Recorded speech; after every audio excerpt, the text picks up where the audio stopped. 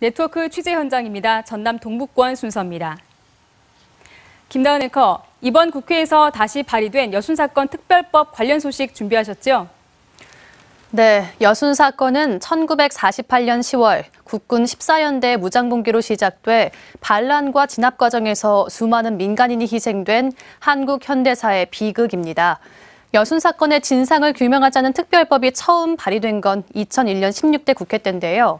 다른 과거사 사건과 통합해 다루자는 의견에 밀려 폐기됐습니다. 그 뒤 18대 19대 국회에서도 한 건씩 발의됐지만 역시 무산됐고요. 20대 국회에서는 법안이 5건 나왔지만 상임위 문턱도 못 넘었습니다. 20년 동안 실패를 거듭한 셈인데 그럴수록 필요성이 강조됐습니다. 전남 동북권 국회의원 모두 특별법을 공약으로 내건 21대 국회에서는 추진 속도가 더 빨랐는데요. 국회의원 절반이 넘는 152명이 동참해 국회 출범 2달 만에 법안이 발의됐습니다. 변화가 감지되고는 있지만 여전히 걸림돌은 많습니다. 법안 검토 보고서에 특별법의 부정적인 의견이 담긴 데다가 전남도의 여순사건 조례가 오랫동안 통과되지 않는 문제도 있는데요. 자세한 내용 양창희 기자가 취재했습니다. 지난 10일 국회 행정안전위원회에 상정된 여순사건 특별법안. 국회 사무처가 주무부처인 행정안전부 등의 의견을 들어 작성한 법안의 검토 보고서입니다.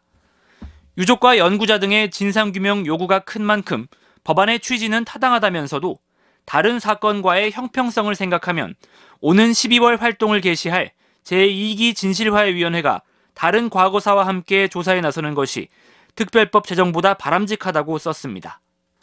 만약 조사가 미진하면 그때 법안을 검토할 수 있다는 의견도 실려 있습니다.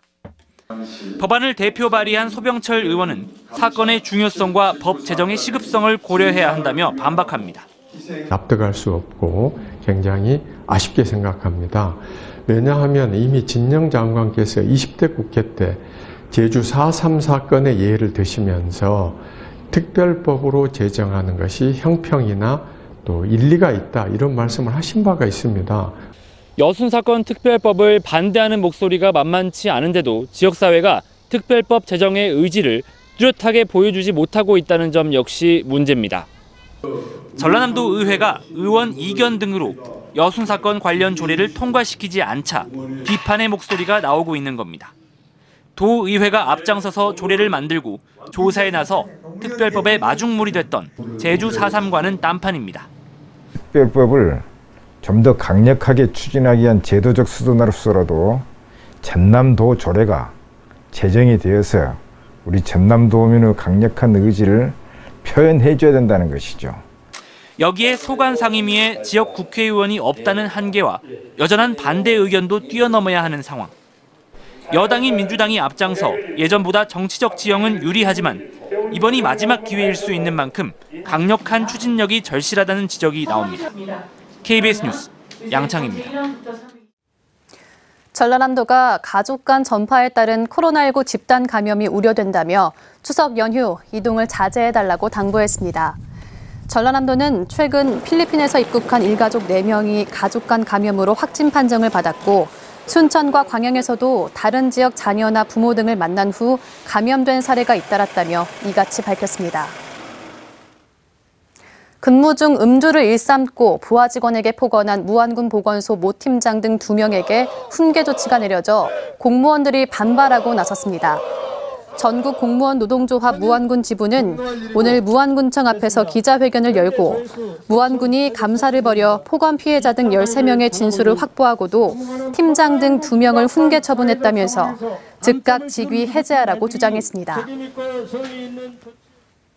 순천시와 서울대 마그네슘 기술혁신센터 전남 테크노파크가 순천에 마그네슘 산업단지를 만드는 데 협력하기로 했습니다.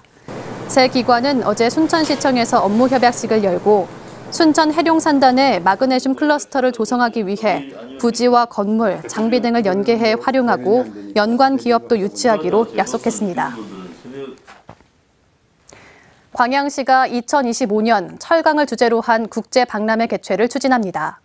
광양시는 오늘 광양만 국제 에코스틸 박람회 타당성 조사 연구 용역 중간 보고회를 열고 박람회 주제를 철강이 열어가는 미래사회 비전으로 정해 내년에 기본계획 등을 수립한 뒤 정부의 국제행사 승인을 신청하기로 했습니다.